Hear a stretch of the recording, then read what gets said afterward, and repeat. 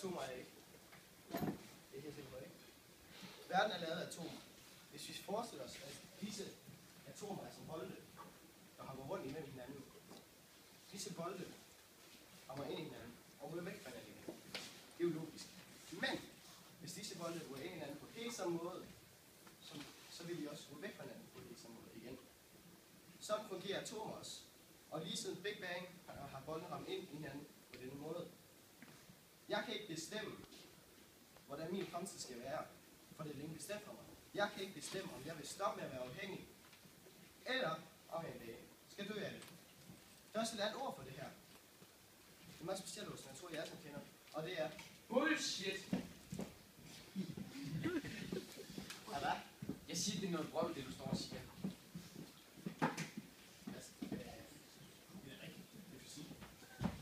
Det er da ikke rigtigt, at du ikke selv bestemmer, at du skal være afhængig eller ej. Så du siger, at det er mit eget valg, at jeg vil være afhængig? Nej, jeg siger bare, at der må være en grund til, at du bliver afhængig. Ellers så vil du aldrig leve det. Hør her! Jeg er ikke afhængig, fordi jeg har lyst til det. Jeg er afhængig, fordi det er blevet valgt for mig. Det er jo ikke naturligt, at jeg er afhængig. Nej. Prøv lige vente. Hvis vi lige spurgte naturligt. Måske er det naturligt. Måske er der noget i naturen, der gør, at vi skal være afhængige. Prøv at høre her. Der er jo evolutionen, ikke? Alt vores mennesker er opbygget gennem evolutionen. Der må være noget i evolutionen, der har gjort, at vi bliver afhængige. Jamen, vil det ikke udvikle sig til, at vi er afhængige af noget, der gør det? Altså, så skal vi blive afhængige af noget som sedat, eller sådan lidt, der var godt for os, kunne man synes. Hvorfor bliver vi så afhængige af ting? Der står også hjælp. Det gør vi jo egentlig heller ikke, gør vi? Gør det? Nej, det tror jeg ikke. Prøv lige. Vent lidt. Vi laver lige en lille leg.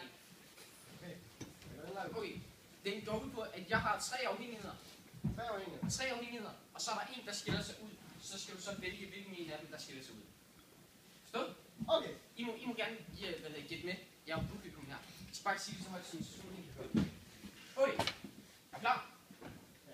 Første afhængighed er at være afhængig af sex. Den anden afhængighed, det er at være afhængig af heroin. Og den tredje er at være afhængig af træning. Hvilken skiller sig ud? Okay? Skal jeg ikke sikker? Er det heroin? Ja, hvorfor tror du det? Jeg ved det på det. Det stod med en skriftestudent, så... Nå, det er faktisk rigtigt. Det er heroin. Fordi fra naturens side er det godt at være afhængig af sex og træning.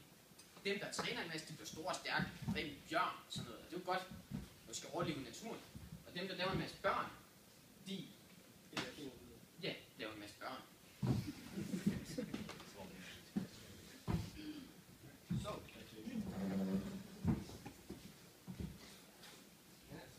Men altså... Hvordan kan det så gå på? Jeg kan ikke huske, hvad der står i min manus. Det er ikke mere... Det er ikke så godt, det der, Andreas. Ved du, hvad det gør? Så du står lige nu og er afhængig af dit manuskript? Yes, fuldstændig afhængig af mit manuskript. Som du siger, det er dit eget valg. Yes. Det er dit valg. Sorry, det er det. Jo, det er dig, der skal sige noget andet. Men heroin, hvad er det med den? Den var dårlig. Den er dårlig, ja. Du dør jo af heroin. Det er jo klart. Hvorfor er vi så afhængige? Hvis vi skulle finde ud af det, så skulle vi lige ind i hjernen og kigge på sådan noget. Jeg kan gætte på, at det er noget, der er inde i hjernen. Hvor fanden er det for en hjerne? Det ved jeg ikke. Jeg har jo ikke nogen hjerne, eller jo, men rigtig låns vel. Så må jeg bare finde en, ikke også? Så, hvordan? Det kan vi da ikke. Andreas, jeg ved ikke, om du har lagt mærke til det, men du står i en sal fyldt med mennesker. Jamen, det kan vi ikke. Kan det ikke tage? Kan vi? Det er jo hvis de er frivillige. Så skal vi have fundet en frivillig. Er der en frivillig? Der er et publikum. Alle kan huske, store som små. Det er jo videnskabens navn, det her. Kom så. Er der nogen? Er der nogen? Hvem er det? Nikos? Jeg tror bare, de får så mange navne. Nej, det tror jeg heller ikke. Der er ikke så meget. Så kan det ikke! Vi tager en Niklas. Skal vi ikke tage en Niklas? Så er Niklas. Giv Niklas en stor hånd.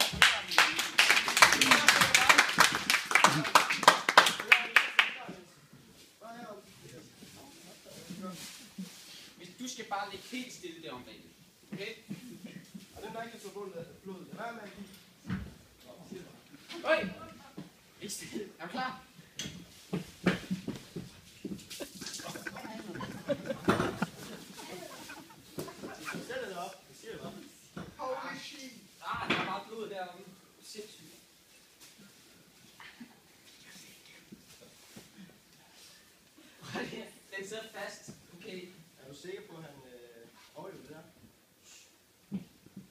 faktisk smukt gerne det her.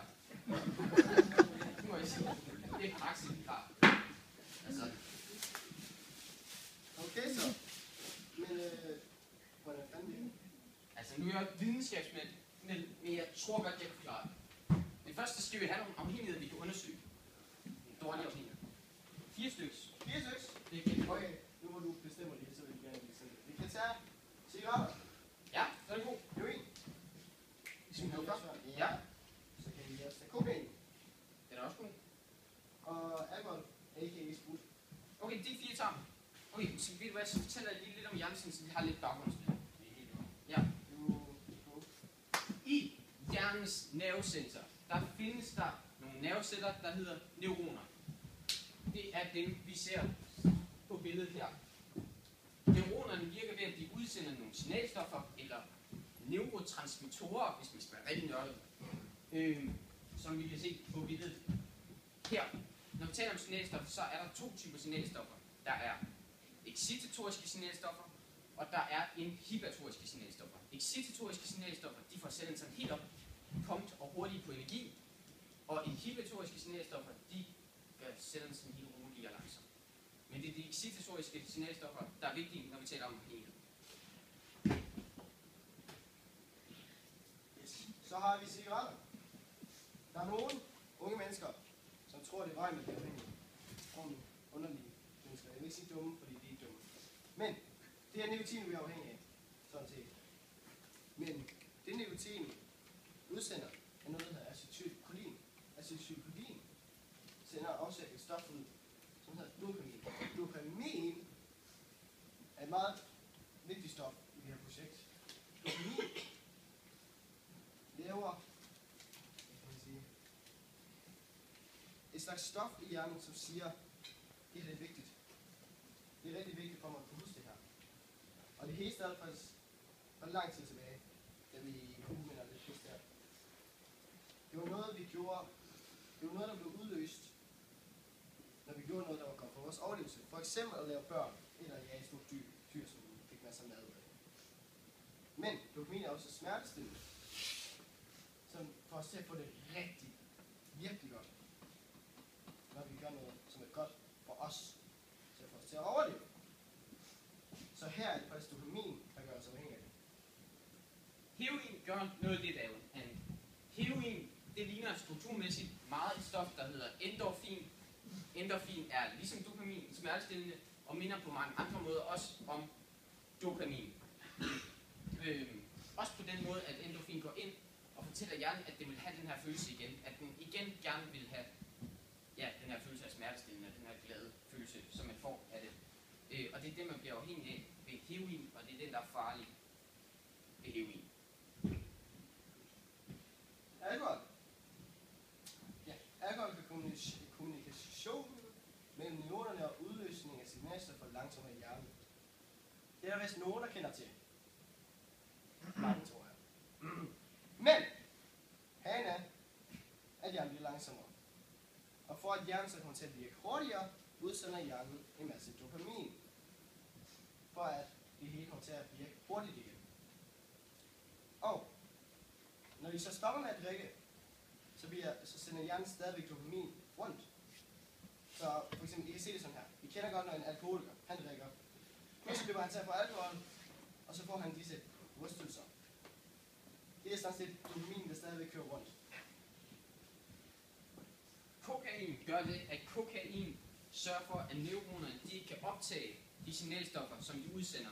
Så når hjernen sådan på daglig basis den udsender noget dopamin, så kan den lige pludselig ikke optage det igen. Og så kommer der til at være store koncentrationer af dopamin rundt omkring hjernen, og det er det, der gør, at man bliver afhængig. Man får den her følelse af, at man gerne vil det igen.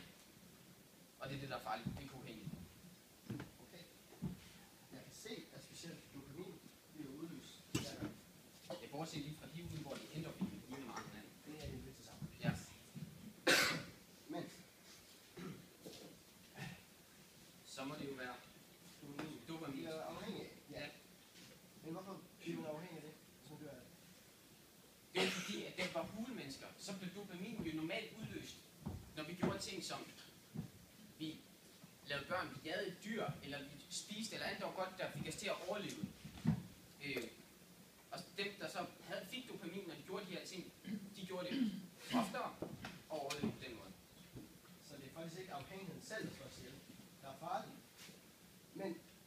samfund, vi lever i, og de bivirkninger, vi får, hvilke ting vi tager. For eksempel, når vi ryger.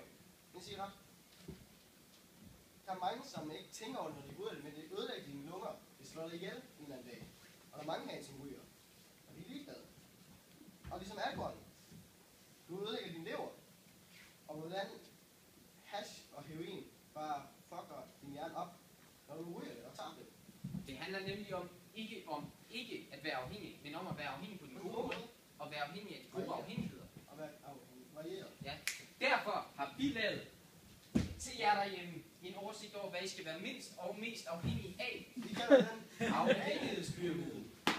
Den virker egentlig meget som den madpyramide, I kender fra folkeskolen, bare med afhængighed. Så, jeg må lige forklare, hvad der er på den her. I bunden kan I se, der er børn, sex og jagt. Ja. Vi skal levere vores gener videre med sex og børn. Ellers udløber det. Simpelthen. Jagt. Vi skal have føden et eller andet sted fra. Eller, det var før i tiden. Ja. Den er stadigvæk god. I midten har vi træning. Træning, det skal man have meget af. Man skal ikke have lige så meget som jagt og sex, men stadigvæk meget af det. Træning, det kan både være som i gamle dage, ved at løbe væk har en stor bjørn og prøve at spise en. Eller det kan være den træning, som vi kender fra fitnesscentrene i dag. Det virker begge to. Det gælder bare om at blive sund og rask. Yes. Og i toppen har vi mad. Vi skal have noget at spise. Ellers dør vi. Ja. Ja, altså. Og når I spiser, så anbefaler vi, at I bruger madpyramiden. Altså den sunde af den, ikke den der sukkerpyramide der. Så vær ikke bange for at være afhængig. Vi vil være afhængige på den gode måde. For det er afhængigheden, der har gjort os til de her exceptionelle og fantastiske mennesker, som vi er i dag. Ja, jeg er afhængig. Og hvad så?